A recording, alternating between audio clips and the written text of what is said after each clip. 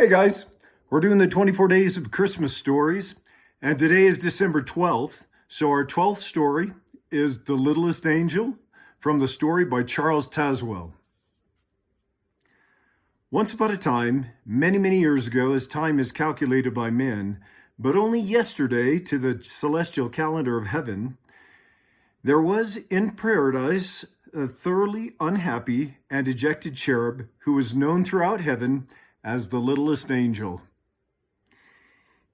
He was exactly 4 years, 6 months, 5 days, 7 hours, and 42 minutes of age when he presented himself to the gatekeeper and waited for admittance into the glorious kingdom of God. Standing defiantly, he tried to pretend that he wasn't at all afraid, but his lower lip trembled, and a tear disgraced him by making a new furrow down his already tear-streaked face. But that wasn't all. While the kindly gatekeeper was entering the name in the great book, the littlest angel, having left home as usual without a handkerchief, tried to hide the telltale evidence by sniffling. A most unangelic sound, which so startled the good gatekeeper that he did something that he had never done before in all eternity.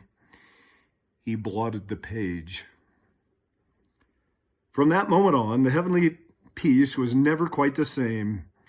The shrilling, ear-splitting whistle of the littlest angel could be heard all hours through the golden streets. It startled the patriarch prophets and disturbed their meditations. Yes, and on top of that, he sang off-key at the singing practice of the heavenly choir, spoiling its ethereal effect. And being so small that it seemed to take him just twice as long as anyone else to get to nightly prayers, the littlest angel was always late and knocked everyone's wings askew as he darted into his place. Although his behavior might have been overlooked, his appearance was even worse. It was first whispered among the seraphim and the cherubim, and then said aloud among the angels and archangels that he didn't even look like an angel. And they were all quite correct. He didn't. His halo was permanently tarnished, and when he held up into the hot little hand when he ran, and he was always running, even when he stood very still, it never behaved as a halo should. It was always slipping down over his right eye or over his left eye, or else just for pure meanness, slipping off the back of his head and rolling away down some golden street, and so he'd have to chase it after it. Yes, and his wings were neither useful nor ornamental. All paradise held its breath when the littlest angel perched himself like a sparrow on the very edge of a cloud and prepared to take off. He would teeter this way and that way, but after much coaxing and a few false starts, he would shut both his eyes, hold his freckled nose, and count to 303, and then hurl himself slowly into space. However, owing to the fact that he forgot to move his wings, the littlest angel always fell head over halo. It was also reported that whenever he was nervous, which he was most of the time, he bit his wingtips. Now anyone can easily understand why the littlest angel would sooner or later have to be disciplined. And so, on an eternal day of an eternal month of the year eternal, he was directed to present himself before the angel of peace. The littlest angel combed his hair, dusted his wings, and donned his almost clean garment, and there with heavy heart trudged his way to the place of judgment. He tried to postpone the ordeal by pausing a few moments to read the long list of new arrivals, although all of heaven knew that he couldn't read a word. But at last he slowly approached a doorway on which was mounted a pair of golden scales, signifying that heavenly justice was dispensed within. To the littlest angel's great surprise, he heard a merry voice inside singing. The littlest angel removed his halo and breathed upon it heavily, and then polished it upon his garment, which added nothing to its already untidy appearance, and then tiptoed in. The singer was known as the understanding angel, looking down at the small culprit, and the littlest angel instantly tried to make himself invisible by ingenious process of pulling his head into the collar of his garment, where much like a snapping turtle, he disappeared. At that, the singer laughed a jolly, heartwarming sound and said, "Oh, so you're the one who's been making heaven so unheavenly. Come here, cherub, and tell me all about it." The littlest angel ventured to look the first time in the eye and then the other eye, and suddenly, almost before he knew it, he was perched on his lap in the understanding angel and was explaining how very difficult it was for a boy who suddenly finding himself transformed into an angel. Yes, and no matter what the archangel said, he'd only swung once. Well, twice. Oh, all right, then he'd swung 3 times on the Golden Gates. But that was just for something to do. That was the whole trouble. There wasn't anything for a small angel to do, and he was very homesick. Oh, not that paradise wasn't beautiful, but the earth was beautiful too. Once he'd been created, wasn't it created by God himself?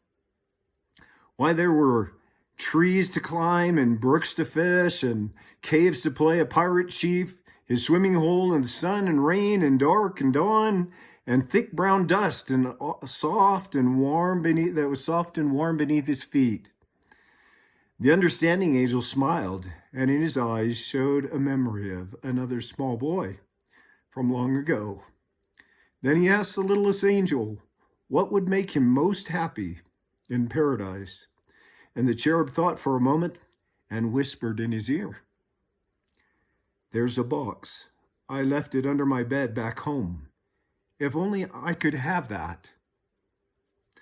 The understanding angel nodded his head. "You shall have it," he promised, and a swift angel messenger was instantly dispatched to bring the box to paradise. And then in all those timeless days that followed, everyone wondered at the great change in the littlest angel. For among all the cherubs in God's kingdom, he was the most happy. His conduct and appearance was all that any angel could wish for, and it could be said, and truly said, that he flew like an angel. Then it came to pass that Jesus, the Son of God, was to be born of Mary of Bethlehem, of Judea, and as glorious tidings spread through paradise, all the angels rejoiced, and their voices were lifted to herald the miracle of miracles, the coming of the Christ child. The angels and archangels, the seraphim and cherubim, the gatekeeper, the wing maker, yes, and even the halo smith, put aside their usual task to prepare their gifts for the blessed infant, all but the littlest angel. He sat himself down on the topmost step of paradise and thought, what could he give that would be most acceptable to the Son of God? At one time, he dreamed of composing a hymn of adoration, but the littlest angel was lacking in musical talent. Then he grew excited over writing a prayer that would be forever in the hearts of men, because it would be the first prayer ever to be heard by the Christ child. But the littlest angel was too small to read or write. What could the small angel give that would please the holy infant? The time of the miracle was very close at hand when the littlest angel at last decided on his gift. Then on the day of days, he proudly brought it from hiding place behind a cloud and humbly placed it before the throne of God. It was only a small, rough, unsightly box, but inside were all those wonderful things that even a child of God would treasure. a small, rough, unsightly box lying among all those other glorious gifts from all the angels of paradise, gifts of such radiant splendor and beauty that heaven and the universe were lighted by their glory. And when the littlest angel saw this, he suddenly wished that he might reclaim his shabby gift. It was ugly. It was worthless. If only he could hide it away from the sight of God before it was even noticed. But it was too late. The hand of God moved slowly over all the bright array of shining gifts. Then they paused and dropped, and they came to rest on the lowly gift of the littlest angel. The littlest angel trembled as the box was opened, and there before the eyes of God and all his heavenly host was what he offered to the Christ child. And what was his gift to the blessed infant? Well, there was a butterfly with golden wings, captured one night, summer day in the hills above Jerusalem, and a sky blue egg from a bird's nest in a tree that stood to shade his mother's kitchen door. Yes, and 2 white stones, 4 found on a muddy riverbank, where he and his friends had played like small brown beavers. And at the bottom of the box, a limp-toothed marked leather strap, once worn as a collar by his mongrel dog, who had died as he had lived in absolute love and infinite devotion. The littlest angel wept. Why had he ever brought the box? Was the box so wonderful? Why had he dreamed that such useless things would be loved by a blessed infant? He turned to run and hide, but he stumbled and fell, and with a cry and clatter of halo, rolled in a ball to the very foot of the heavenly throne. There was an ominous silence in the celestial city, a silence complete and undisturbed, save for the sobbing of the littlest angel. And suddenly the voice of God, the divine music, rose and swelled through paradise. And the voice of God spoke, saying, "Of all the gifts of all the angels, I find that this small box pleases me most. Its contents are of the earth and of men, and my son is born to be a king of both. These are the things my son, too, will know and love and cherish, and then regretful will leave behind him. And when his task is done, I accept this gift in the name of the child Jesus, born of Mary, this night in Bethlehem." There was a breathless pause, and then the rough box of the littlest angel began to glow with a bright, unearthly light. Then the light became a lustrous flame, and the flame became a radiant brilliant that blinded the eyes of all the angels.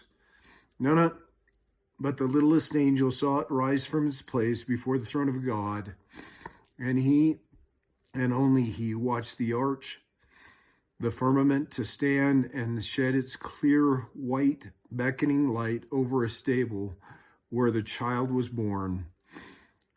There it shone on the night of miracles, and its light was reflected down the centuries deep into the heart of all mankind.